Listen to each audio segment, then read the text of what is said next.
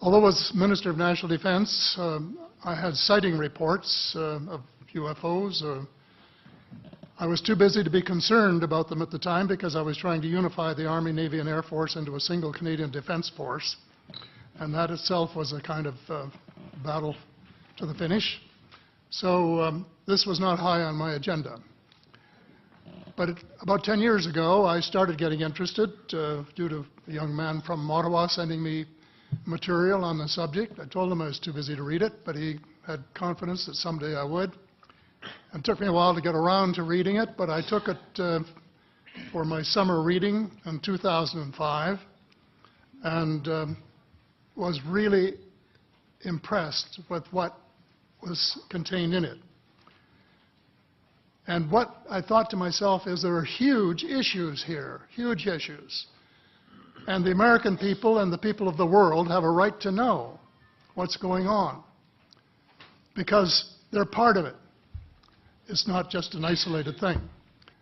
I accept the invitation of Victor Viggiani, who's over here somewhere, and his cohort, Mike Bird, to speak to a symposium at the University of Toronto. And I said, UFOs are as real as the airplanes flying overhead. That gave me the dubious distinction of being the first person of cabinet rank in the G8 group of countries to say so unequivocally.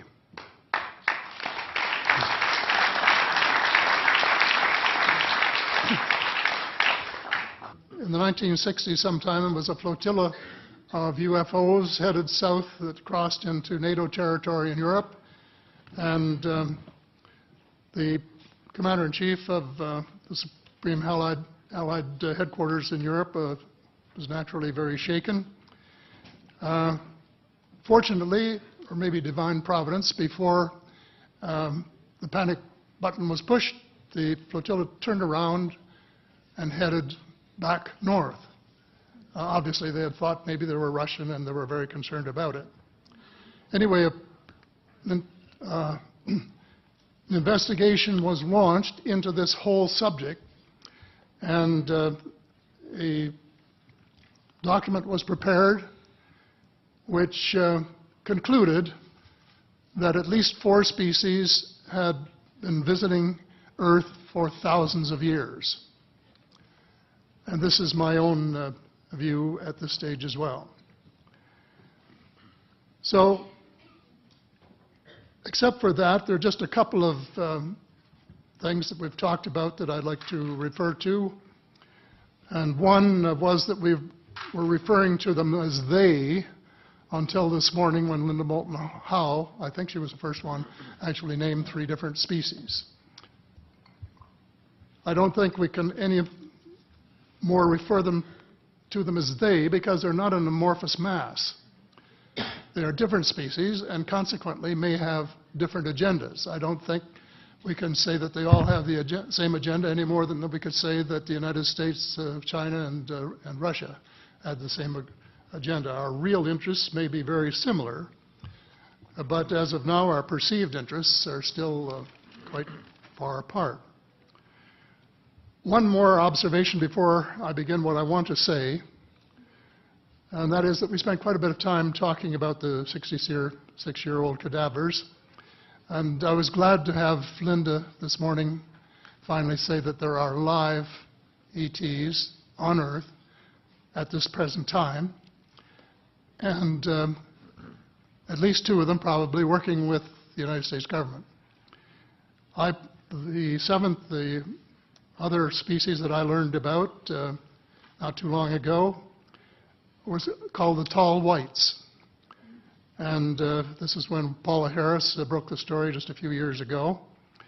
And through her good offices, I had the chance to talk for about 3 hours with former Airman Charles Hall and listen to this absolutely fascinating story of how he was working with, first of all, he was scared out of his skin, but after that, when he got to know them, how he was working with, and finally they became to trust each other and have a good working relationship with the tall whites at the gunnery range at Indian Springs in Nevada, and these tall whites were living on United States Air Force property and working in cooperation with the United States Air Force and sharing technology with them. He wrote a book, incidentally, called Millennial Hospitality.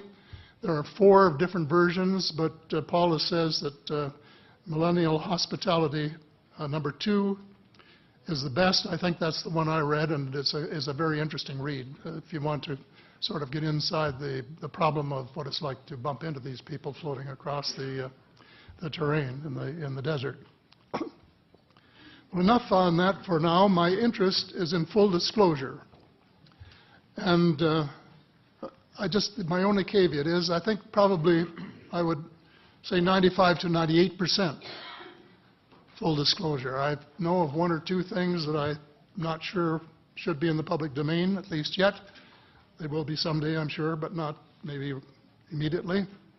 But just as children survive the idea of the Tooth Fairy and Santa Claus when they become adult, I think that tax-paying citizens are quite capable of accepting the new and broader reality that we live in a cosmos teeming with life of various sorts.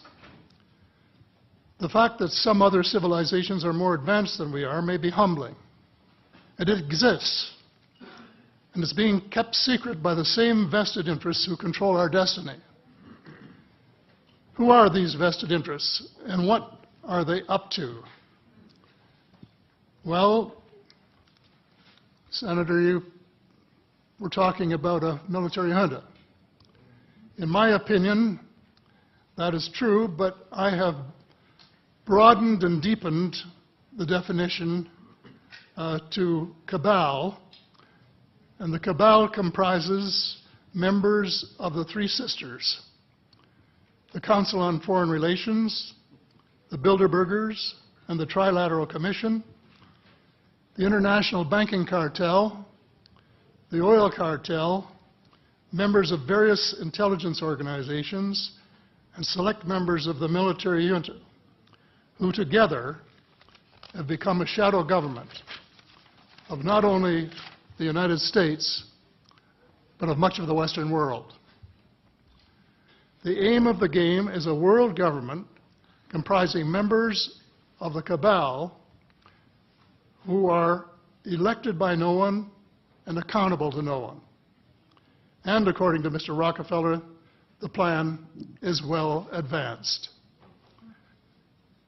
Does this help you to understand why our civil rights are being taken away from us? I say us, because Canada too is included in the grand plan. So here we are more than a decade later fighting another war that can't be won. There is no country on earth powerful enough to protect its citizens against fanatical hate, as we learned from the Boston Marathon. And the mere attempt to pursue the impossible pits neighbor against neighbor and the state power structure against everyone. All of the freedoms won by the millions of men and women who fought and died in World War II are being flushed unceremoniously down the drain. The only hope of peace is a negotiated settlement. This will require a paradigm shift in American attitudes. It involves a de facto renunciation of the plan for a new American energy and the adoption of a pledge of cooperation with all humankind to build the kind of world which we are collectively capable of. Young people everywhere need to be challenged by a noble cause. They need to be involved in arresting global warming, creating a banking system that is just and sustainable, and lead the way in the transformation to the new reality that we have to live in harmony with our celestial neighbors, as well as seeking peace on earth. In a word, we have to become spiritual beings and practice the one tenet that the world's major religions have in common, and that is the Golden Rule.